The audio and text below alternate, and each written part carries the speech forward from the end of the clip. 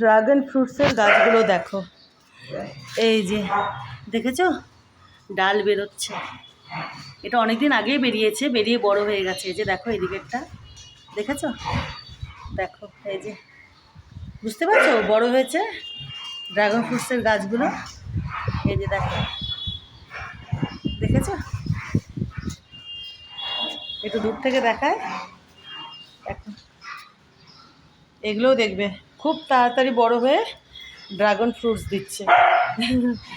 দেখবে, দেখো দেখেছো।